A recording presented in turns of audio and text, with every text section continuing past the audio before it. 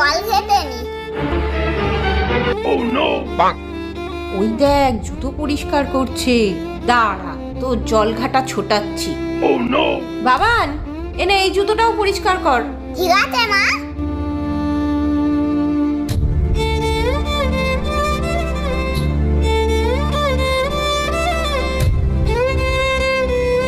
বাবান এনে এই জুতোটা নে, আমি আরো জুতো আনছি।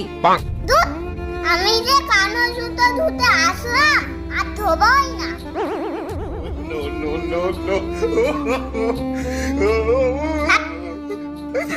Please subscribe Smith's Creation.